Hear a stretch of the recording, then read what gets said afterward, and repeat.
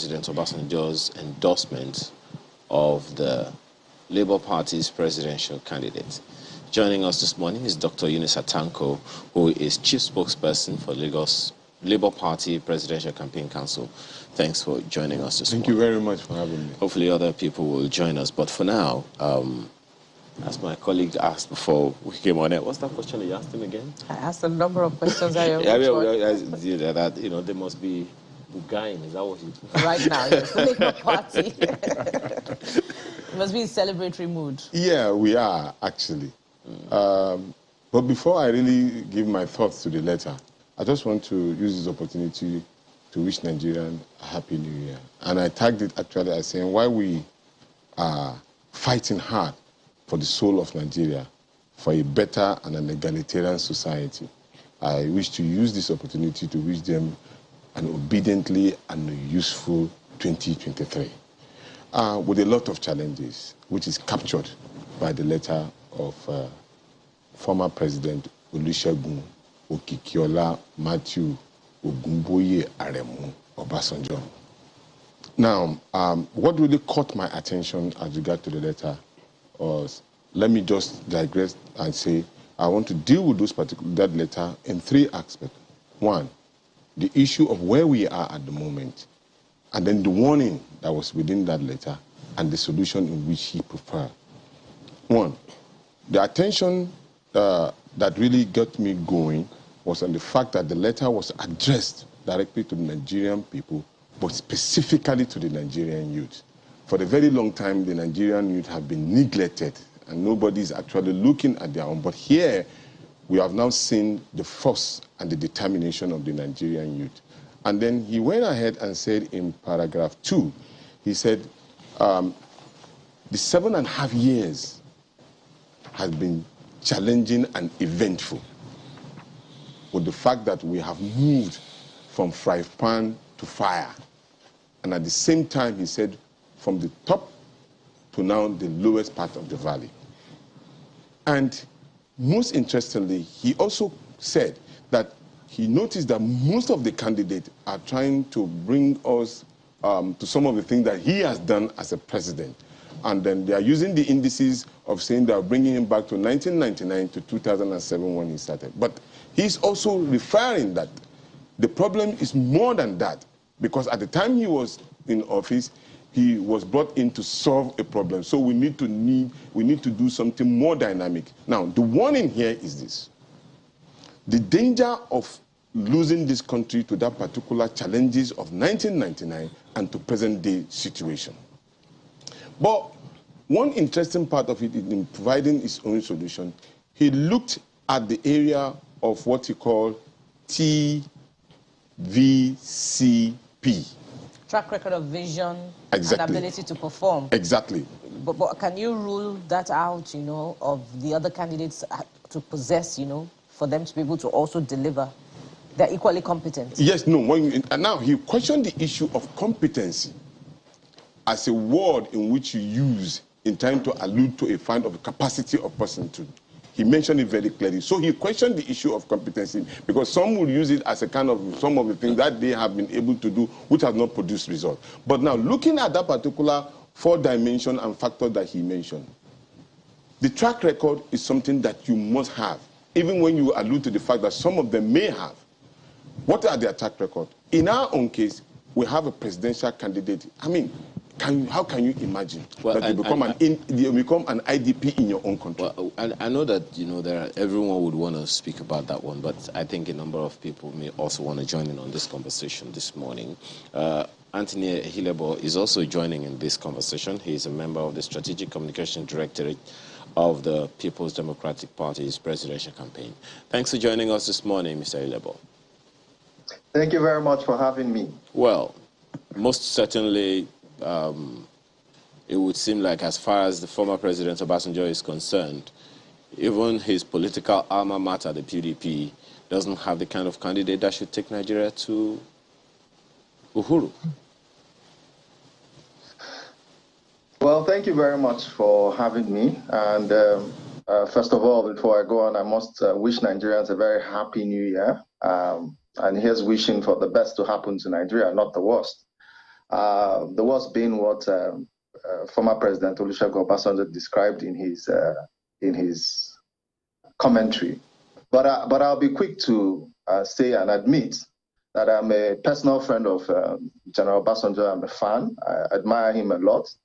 But I'm also a very pragmatic fan. I'm objective. I know where he has made some calls that didn't pattern out well for Nigerians, particularly in 2014. We remember that he wrote these letters against then President Goodluck Ebele Jonathan, and he's now complaining 7.5 years later that we are going from frying pan to fire. I would suggest that someone that put us in the frying pan will sit this one out and allow the Nigerians to make a choice instead of foisting a subjective opinion on Nigerians. I would like for him to have been an elder statesman, and he's talking about experience and capacity. And I read the letter where he said the situation and the scenarios are quite different. I beg to disagree respectfully with the general. I beg to respectfully disagree because when you look at 1999 to 2007, the scenarios are similar. And when you want to deal with an issue such as the Nigerian malady that we face today, you must bring in experience, you must bring in capacity. President Obasanjo has, in time past, and possibly aired on this same channel's television, praised Atiku Abubakar for handling the economy while he was going around the world trying to repair the image of Nigeria. There's a recent article on the 1st of January in This Day newspaper where Atiku explains how they ran government and how he was able to bring in experts like Bode Augusto, who he got to run on the government based on his affinity for Nigeria, his love for the country, and without even commensurate pay. He agreed to work for the government of Obasanjo. Same thing with people like Soludo, the eggheads that we had in the Obasanjo government. And this was after an intense 9-month period of developing an economic blueprint.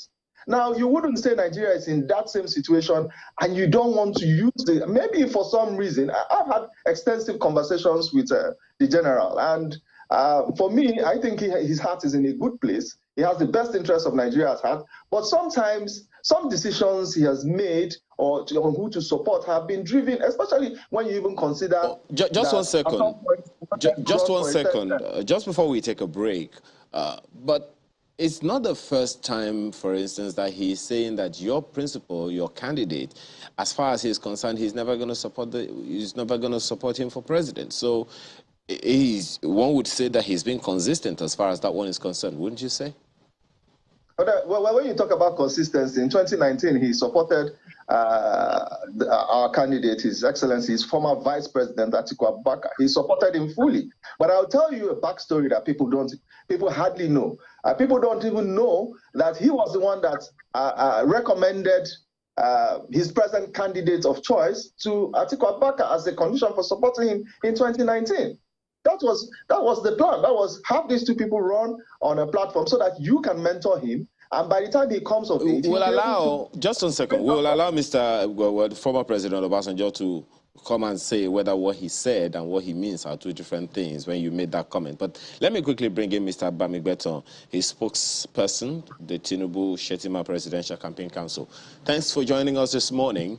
Well, you heard you read in that release, the letter to Nigerians by former President Obasanjo, that every one of the candidates vying for office of the president, they claim to be his mentee, and he wouldn't argue with that, but that he prefers the candidate of the party over and above any other, including your principal.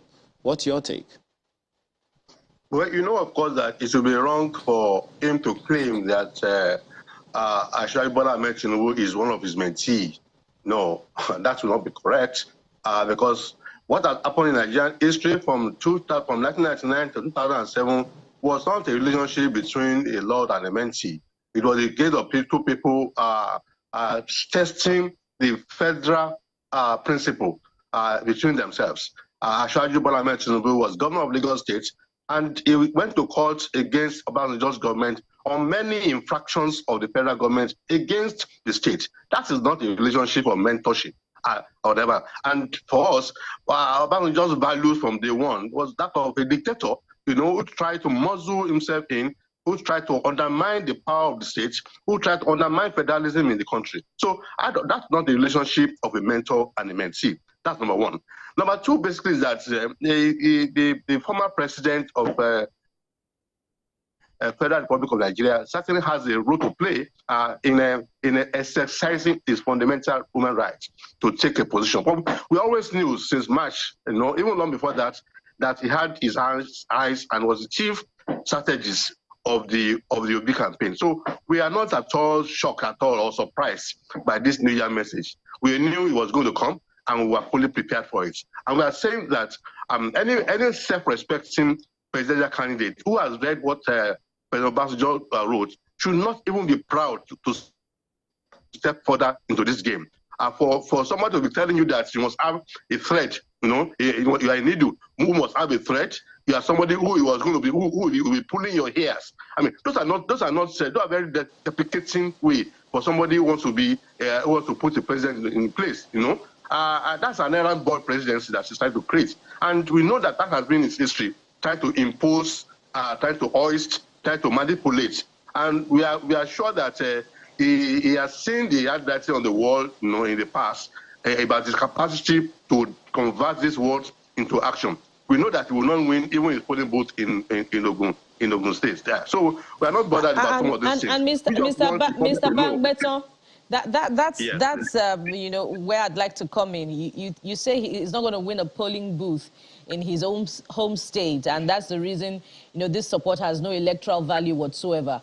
But if it does not, why did your candidates go visiting him at the time of campaign, seeking his support for presidency? And at that time, many Nigerians were surprised that former President Obasanjo and your candidates can be seen in the same room in the first place, going by their relationship in 2007.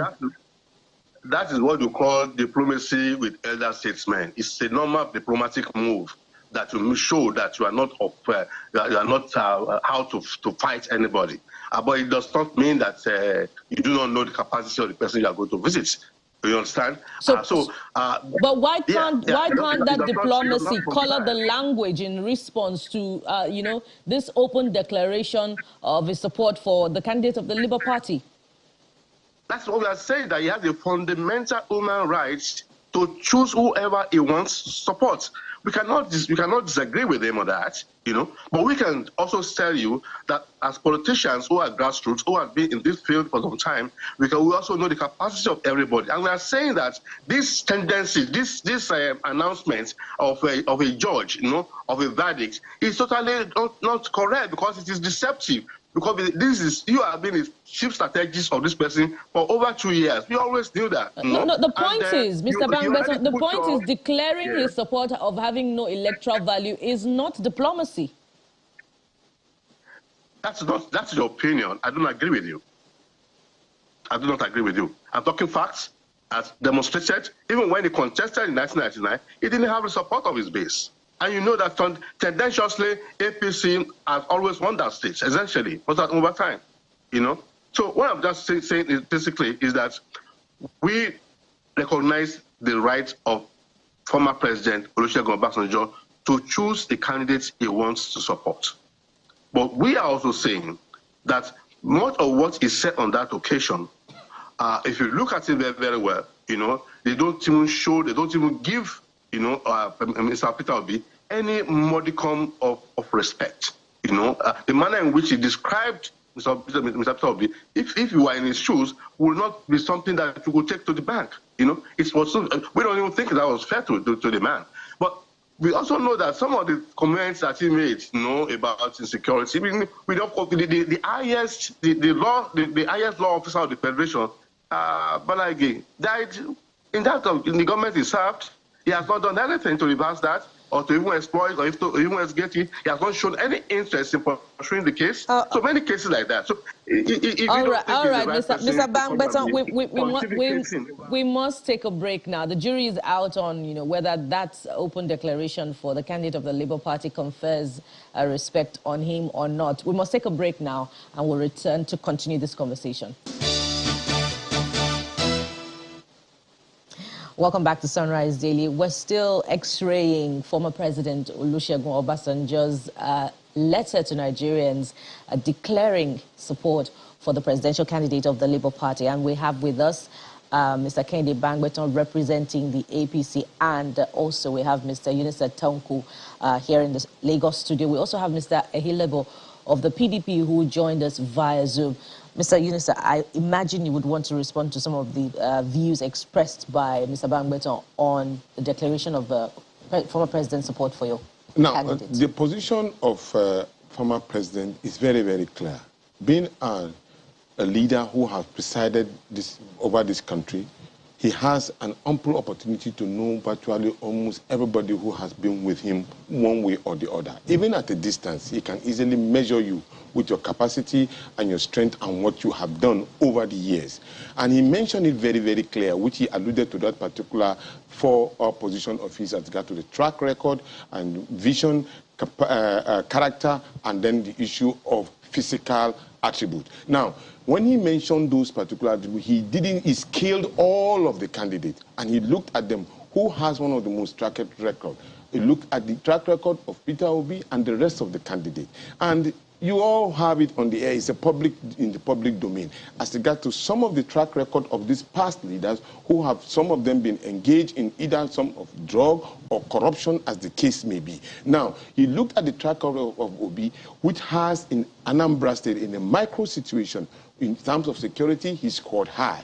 In terms of infrastructure, he scored high. In terms of accountability, he scored high. In terms of compassion to the people, he scored high. From his own assessment as a former leader, which he used as a yardstick. Now, when you talk about the issue of character, a man is very open. And in fact, there is this particular comical statement vision you will see. They use all the microscope trying to look for any issue about Obi. They couldn't find anything. Rather, what they find is that the man has been able to leave money, 75 billion naira, in the coffers of Anambra, and it was confirmed by the succeeding governor, who said he used that particular money to build the airport. So there was no ambiguity in that. And it got to the issue of vision.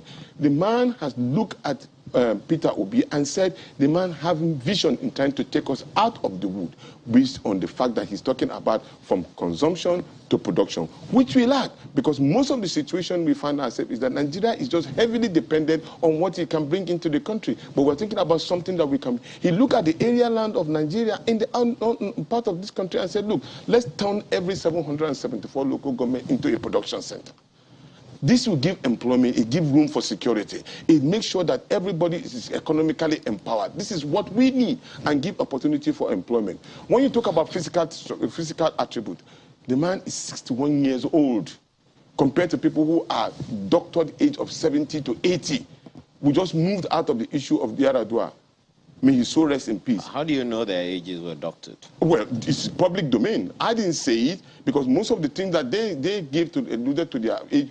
We are confirming the issue of even the court case in the United States, where an age position of a candidate signified at that time, and then we have issue when you talk about your own daughter and your own self having almost at par age. So these are public domain. Are you saying then that the statement he made at Chatham House in London, where he gave his own date of birth, are you saying it's untrue? The question I want to ask is, did he actually give the date? He didn't. Oh, really? He didn't. He didn't. He was asked the question. He didn't. You may want to go and, watch that video again, because he gave a specific date. He gave a specific of date. His own birth. So if you find that to be correct, would you then say that he's these are records that are in public domain. Even when you mention your age, when you do an investigation, you can easily find that there are variants in terms of age.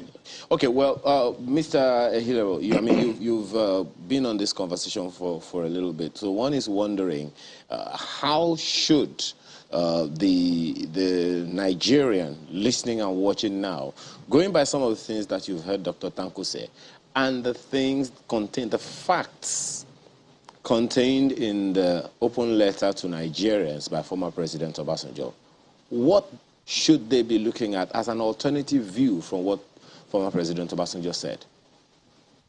So first of all, I'm going to query some of the decisions my big Oga, my father, Obasanjo, has made, particularly with his nomination of the DG to the Peter Obi campaign, and how much he didn't do his homework, knowing that Doyin Okupe was under trial and may likely be convicted. That was a huge embarrassment for the Obi campaign and showed lack of critical thinking and research in terms of doing the background checks that needed to be done. Of course, he had this knowledge. So that choice just showed that, as well as the choice he's making now, is not a choice that Nigerians must look at.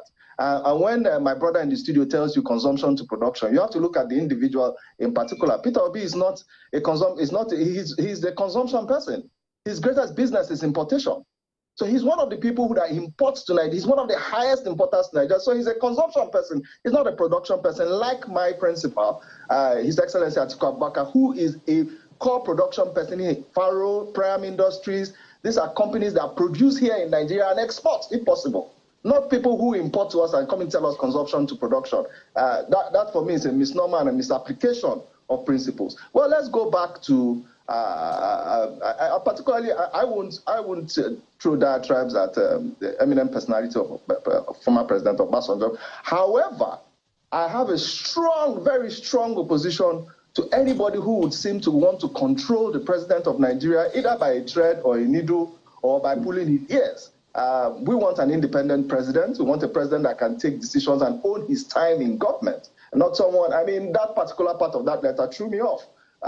It didn't sound like I mean, again, it's kind of reminds us of what happened prior to 2015, the change that he also wrote a letter to instigate Nigerians to change Jonathan because he felt he was no longer in control of Jonathan. And then he went against his preferred candidate that he brought upon, the evil, the woe that he has brought upon Nigeria. I'm quite glad that he took his time to elucidate very well on the APC candidate and why Emilokon is not just what Nigeria needs right now. But we must remember that this is the same person that put us in this position. This is what I hold him accountable for. I asked my father, I'll tell him, look, you put us in this position in 2000, but why now should we listen to you again? Okay. Why now should we listen to you again? Okay. And we're winding down, Mr. Hilabod. Let me take the opinion of Mr. Bangbeton. You heard some of the comments made by Dr. Tanko, especially about, the statements, from former President Obasanjo, particularly speaking to what he called TVCP, track record, vision, character, and physical and mental capability. And of course, there are many who cut out short clips, videos from the campaign of your principal, questioning whether or not he has the physical soundness that is required to lead Nigeria. How do you respond, particularly in the light of the speech by former President Obasanjo? Well, in the first place, our candidate, Asiwaju Bola Ahmed Tinubu, has demonstrated viability, and vibrancy. He has moved across the country from one place to the other, holding rallies and explaining the manifesto of our party to the Nigerian people. That in itself shows somebody who has a lot of physical fitness to go through the rigor of running the presidency. And we will always insist that the role that President Olusegun Obasanjo is trying to play is basically to impose an option on Nigerian people. And our own position basically is that as Democrats, as grassroots politicians who have served the Nigerian people and who rely on our track record in service as the major basis for recommending us to proceed to the presidency, we know that Nigerian people will be on our side, and we will defeat the retired general who is trying to determine the fate of Nigerians forever. Okay, let's wind down with this question for each one of you, gentlemen. Of what electoral value is the endorsement of former President Obasanjo or any opinion leader at that? I'll start with you, Mr. Bangbeton. He has the import of this basically is that it should have no electoral value. We know the capacity, we know the source, we know that this is the project he has been working on for like 2-3 years, and we know it was going to blow up in the space. Okay. We know that. All right. Thank you. Mr. Hilebo, your take on that question. It's interesting that you are asking the electoral value of someone who's just got one vote and whose opinion is not going to be heard in my village in Igwebe and Igbiki Ward 1. Nobody is going to know what Obasanjo says or what he has said, and it's not going to sway any votes. He is an opinion leader. He's entitled to his opinion. Is respected. But then the pragmatic choice for Nigerians will be who can get us out of this position, who has done it before. And he referred to that in his letter. Okay, yes, all right. We're winding down, Mr. Hilebo. I think we hear you. We hear you loud and clear. That the experience is enough and can take them to the promised land. All right, thank you. Well, Dr. Tanko. How can you explain the fact that if he doesn't have an electoral value, everybody's rushing to see him? You cannot, there's no correlation. The fact that is that he's a former head of state. In fact, I want to use this opportunity to use him as a point of contact to all of our statements. Nigeria is in a dire need of solution, and he has profound one. And then he should call on all of his colleagues, all of them, to join hands with him so that they can tell these other people that, look, Nigeria needs a more stronger and viable and capable leader in Peter Gregory Obi and Deti Baba Ahmed. And with regard to the issue of production to consumption, let me clearly say, would you have preferred a tax collector to somebody who has invested? Okay. This is somebody who has learned I guess we'll have to wait and see, gentlemen. You cannot compare them together. We have to thank you very much.